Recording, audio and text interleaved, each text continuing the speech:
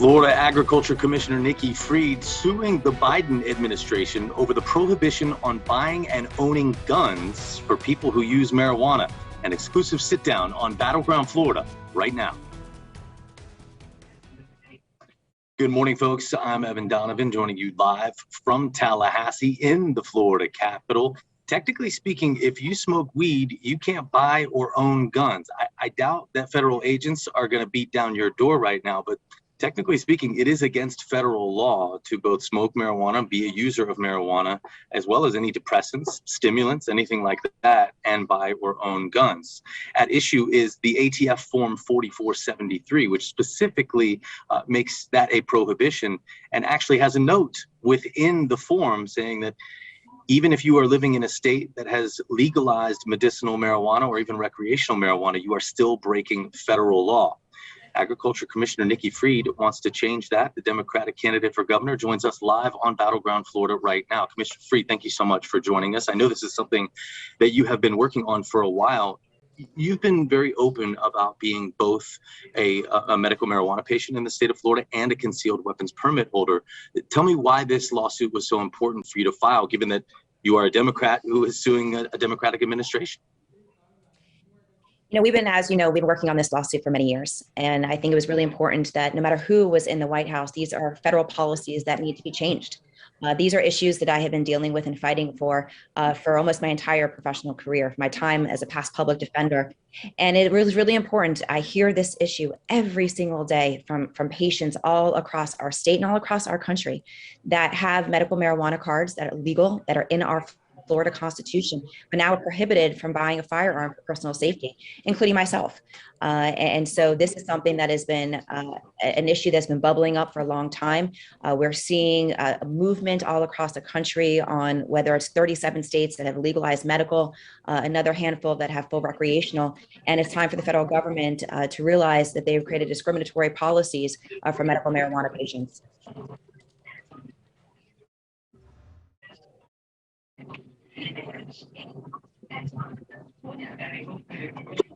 Got a little audio stuck right there. I'm not sure if it was me or you, Commissioner Fried, but thank you for answering that. I want to just follow up with you. How concerned are you about alienating Democratic voters, particularly those who may have different views on guns than you do? And this is not a difference of opinion of guns. Everybody wants a thorough background check on our gun owners. And actually what this does is it now allows our medical marijuana patients to actually buy guns legally. And that means they're going through background checks. This is actually creating a safer environment for those individuals. So we know that some medical marijuana patients are forced to either decide to lie on the forms, which is never advisable, or to have to go to a private sale, which is again outside of background checks. So this actually, we are all on the same page. We all want responsible gun ownership. And that's exactly what this does. That means that now medical marijuana patients can be responsible gun owners, where beforehand and still to this day, they can't. So I've spoken to a lot of gun safety advocates. I've told them and talked to them about this lawsuit because I wanted to make sure that I was listening to all sides of this conversation. And after explaining to them, this is actually going to provide a safer environment for our state and for our country, they too are understanding what this position is. Why do you say safer environment? Because what's happening is, a lot of our marijuana patients potentially are going into private sales, which there are no background checks on. This way, now a marijuana patient can go through every other form, like ATF forms, to purchase guns. And that will require a federal background check. So in fact, now more of those individuals who are potentially going onto to the black market or to public sale, to private sales, are now going through the process of the ATF form and going through a complete and thorough background check like we do inside the Department of Agriculture for our concealed weapons permitting program.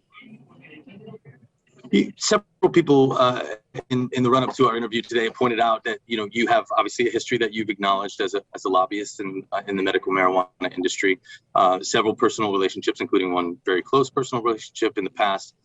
Can you just address those concerns of whether there's a conflict of interest here for you? Of course, there's no conflict of interest, and that's just somebody trying to make confuse the situation and confuse the issue. This is something that I've been an advocate for and fought for. You look through my entire record, even before I was a lobbyist on this issue. Back when I was a public defender, these were issues that I was fighting on and fighting for my clients back then. This is something that the entire, we're seeing the polling on this across our state and across our country is well over 60, 70%. People are in agreement that legalization has to happen for economic purposes, social justice reform, criminal justice reform, healthcare reform. There are so many other issues that are impacted: employment, access for veterans, getting their benefits, to even banking access, which, if people remember, my own personal bank accounts for the campaign in 2018 were shut down because of my positions on cannabis. So we need to move our country forward on this prohibition, end it, and so that's where we need to go. That's where I've been for a majority of my life, and certainly throughout my entire professional life, both as now an elected official as well as time. Were you disappointed that none of the constitutional amendments that would have put the question of legalizing recreational marijuana or adult use marijuana to the voters made it onto the ballot? And is there anything you can do for people who want to see that happen? Yeah, of course, I'm very disappointed. And unfortunately, you're seeing a Republican legislature time and time again making it harder to get citizens' initiatives onto the ballot because the people speak and they speak loudly. Look at all the constitutional amendments that have passed in the last 20 years, whether it is a fight for 15, whether it's medical marijuana, whether it's restoration of civil rights, and making sure that, basically that all these issues are so progressive in nature that the Republicans don't like them getting onto the ballot. And so we see time and time again that they're making it more difficult to actually go through with this. So I'm disappointed that it didn't get onto the ballot. And what voters can know is that when you have a Governor Fried administration, that is one of the first things that we're going to do is work on legalization for here in our state and continue to work on the federal side of things. I'm going to bring in our digital anchor, JB Buno, to tell you how you, the viewer, can get involved here today with Commissioner Fried. JB, tell people how they can chime in.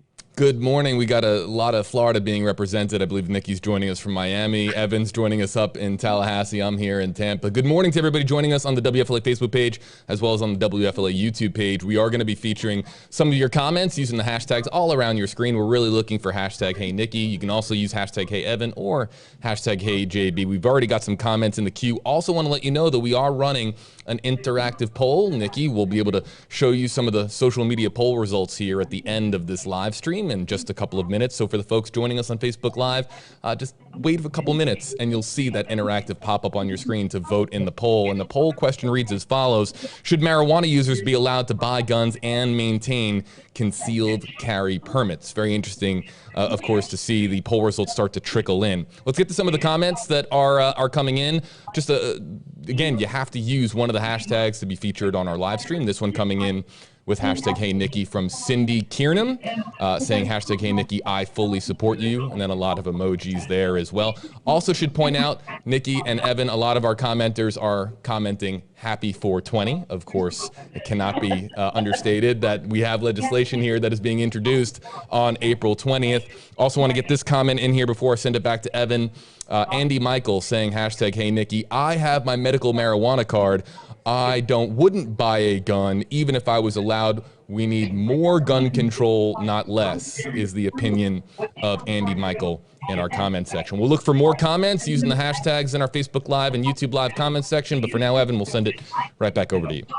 Yeah, and thank you so much, JB. And that's a great point for us here to jump off of. First thing I want to point out is that it's not just for medical marijuana patients, right? If you want to buy or even own a gun, technically the federal form tells you that you are not allowed to do so. And obviously you technically wouldn't be allowed to have marijuana either, unless you were a medical marijuana patient. So I guess you'd be breaking two laws then if you did that. But Nikki, I guess can you sort of address that? Are there any safety concerns? I know you said you had conversations with gun safety advocates. Are there safety concerns about people using marijuana and being gun owners, or do you see this as the same thing as someone who drinks beer and owns a gun?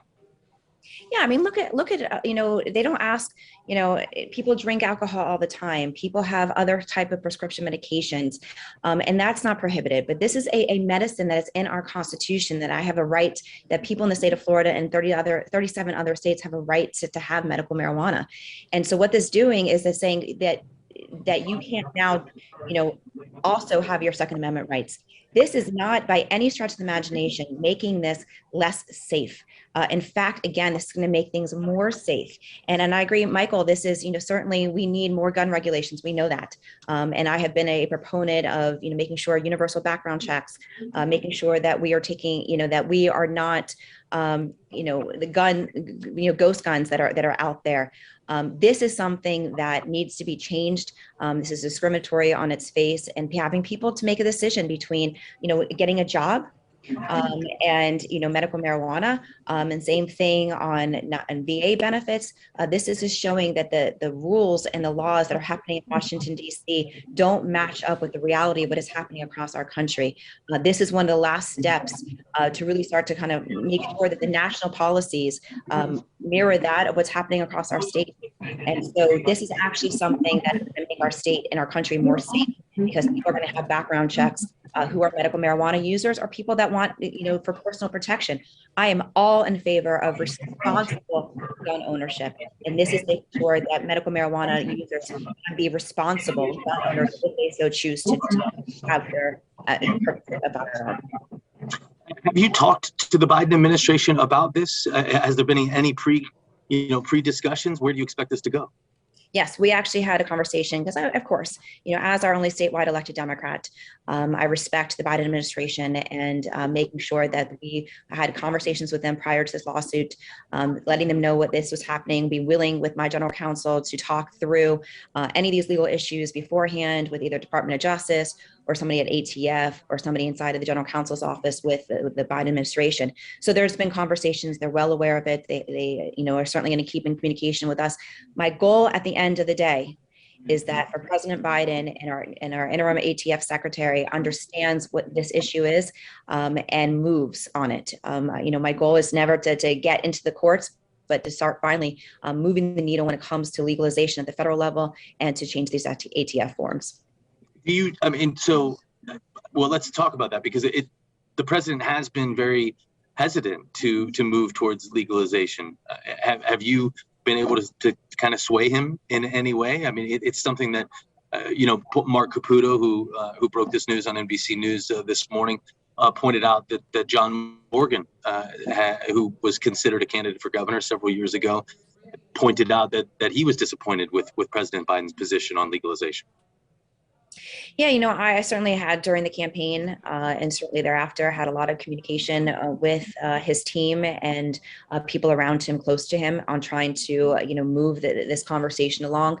I've had, again, this is not just so people can just go and smoke. That's not what this is about. This is an economic opportunity for our country, for our states.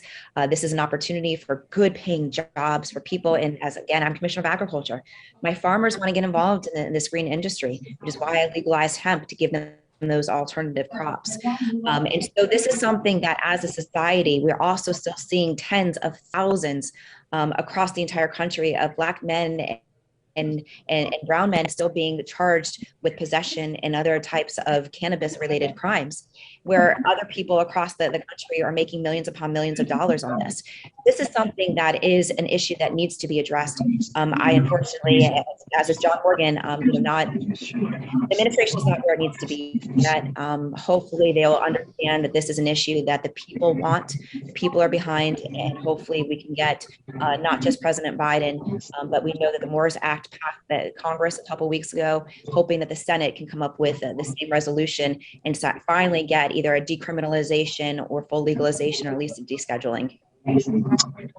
Commissioner Fried, I'm conscious of your time. Let's bring JB Buno back in to see if we have any comments or questions from viewers. And I know we'll need to let you go fairly soon. JB, how's it looking? Yeah, we've got some more comments coming in, Nikki, including one from Tony here saying, #Hey Nikki, I'm with you, exclamation point. We have a question coming in. This is an interesting one. It comes from Luna Faye in our comment section saying, #Hey Nikki, when will marijuana be legalized for recreational use, since New Jersey just legalized that starting tomorrow? There have been others who have been asking the same question without the hashtag, but Luna here using the #Hey Nikki. So Evan, I'll send this one back over to you. There's another question also as well in our comment section looming. We'll come right back to you then. Go ahead, Nikki. I know we just sort of talked about it a little bit, but do you think that there's a a full legalization on the horizon? I think that in the state of Florida, the only way that we're getting to full legalization anytime in the near future is a Governor Fried, clear and simple. Our current governor does not, has said very, very publicly that the legalization will not happen under his watch. Has said that there is a pungent smell associated with marijuana, and so the only way that this is going to happen, folks, is getting a Governor Fried into that office to really push for legalization. What about on the federal level? Do you see? I mean, like we just talked about with President Biden, not something that he's been on board with, but do you see a court challenge? How is it going to happen? Because it does seem like it is somewhat inevitable. Yeah, of course it's inevitable. I mean, we've got 37 states that have done medical, and again, another handful that have done full legalization. So the country has moved in that direction. The polling across the nation is there. And so now it's time for people in Washington, D.C. to start listening to their constituents.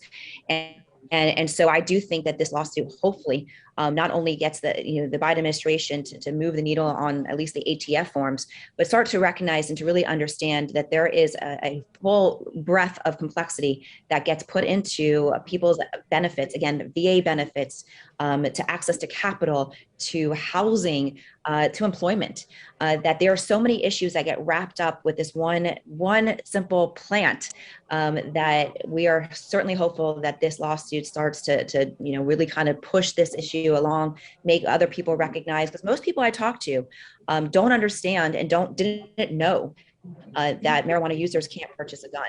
And so when more and more people across our country are starting to wake up and say, wait, that doesn't seem right, you're going to hopefully see more pressure being put into DC to actually get us to legalization. AB, let's bring you back in for that question that you mentioned. Yeah, last one that we have coming in from our Facebook Live audience comes from Timothy Lopez, #HeyNikki. If you are successful, do you plan to go back and make it right with people who have been charged or stripped of CCP licenses? So talking about what this would mean for previous applicants for CCP licenses. Evan, I'll send it back over to you. And we have our poll results on the back end here as well, which I'm sure both of you will be very interested to see. Okay, Nikki, I'll let you take it away there. Yeah, look, I've also been very vocal, that I do it all the time when we're on the clemency board, that any time that anybody's been charged with a marijuana possession, that their records have to be expunged. That's for the marijuana stuff. But certainly if anybody has, been either denied buying a gun or having to make that choice of you are either already a gun owner or even a security guard. I had a security officer come up to me last week after a press conference I had in Tallahassee. He was not part of the press conference. He was just standing on the side of the property where we were doing a press conference. And he comes up to me afterwards. And again, not involved in the press conference, I was not talking about this. And he came up to me and said, look, Ms. Fried, I'm a security officer. Obviously, I have to carry a gun for my job. I also have PTSD and severe back issues, but I can't get a medical marijuana card because I would lose my job.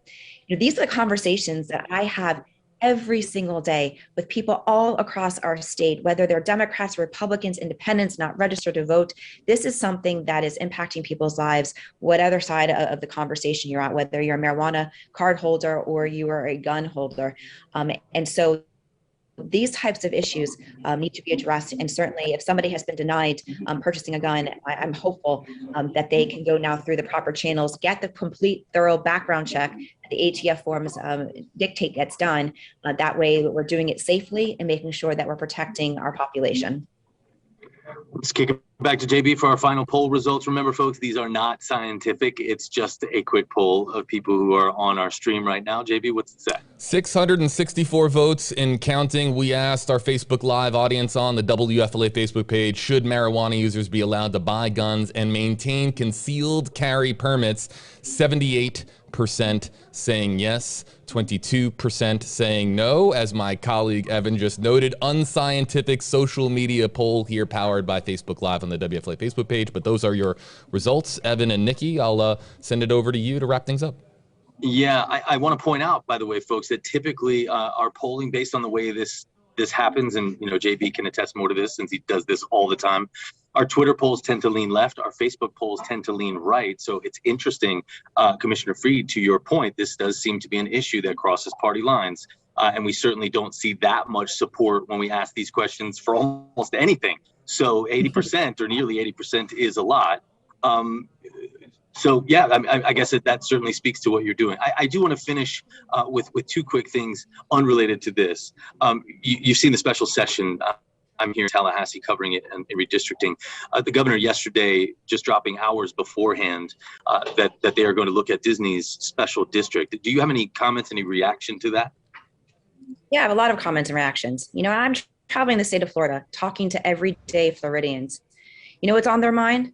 Affordable homes, not being able to pay rent, seeing prices increasing all around them, Florida being no longer affordable for people to live here. Those are the issues that the people of our state are caring about. And for the governor to add an issue that only is based on revenge and scare tactics, not issues that are actually, on the forefront of people's minds. Unfortunately, this is how this governor works. He's not listening to the people. He's not listening to the issues that are actually impacting people's lives every day. This is a circus up in Tallahassee, and this is why we need to elect new leadership up there. Understand you have issues with the way that it was done and the timing and things like that, but I do want to just push you and clarify there. They've pointed out that the Reedy Creek Improvement District has the power to build their own nuclear power plant on that site if they want to. Should a private company have that kind of power? And should we be making exceptions for them when, for example, Universal doesn't have the same advantages? I certainly have not looked at that issue about the nuclear power plants, but what I do know is that, from even comments from today, what that's going to do to the taxpayers in that community. I think there's going to be almost a $2,200 assessment on individuals if we start changing this. And from my understanding that this Reedy Creek provision has been in place since 1960s. They've never created a nuclear power plant to date. So again, this is made up drama in order to get to revenge because you had a company who didn't agree with a specific bill or policy coming out of the governor's mansion. I think that everybody across our state should be very worried. He went after the cruise line industry. He's going after our tourist industry. This is how this governor reacts, that if in fact you challenge him or you have a difference of opinion, you better watch out because he's going to come after you. I'm sorry, that is not how a governor is ever supposed to operate in a state, especially a state the largest as the state of Florida. Last question for you, Commissioner Fried. You took a little bit of heat online for a tweet that you posted of yourself on an airplane without a mask. I just wanted to ask you about that. There's some voters who were disappointed in that. Did you want to address that? I've been very clear on my policy on this issue. I've been saying it for a very long time that I'm not in agreement of mask mandates. I'm not in agreement with mask bans. And so it is up to us as individuals at this point. We know the science, we know the data, we know the information. It is up to us as government officials to give that information out and then let people make a decision for what's best for themselves, best for their families, and best for their businesses. And so my decision last night was a personal decision to be on that plane and not to have a mask on. Commissioner Nikki Fried, Florida Commissioner of Agriculture and Consumer Services, with a landmark lawsuit challenging the federal prohibition on using marijuana and also owning and buying guns. Thanks so much for taking the time with us today on Battleground Florida. Really appreciate you. Thanks for having me today, and thanks for covering this. JB, back to you. All right, Evan, Nikki, thanks so much for joining us. Folks, the very latest on a very busy week in Florida politics, including the story with Nikki Fried and this lawsuit that has been filed against the Biden administration over marijuana and guns. It's on WFLA.com, the WFLA app, and all of Evan's reporting is available to you as well on WFLA.com, the WFLA app, as the special session continues up in Tallahassee. We'll have coverage all throughout the night and all week long on WFLA News Channel 8 on your side, your NBC station right here in Tampa, Florida. Thanks so much for watching Battleground Florida.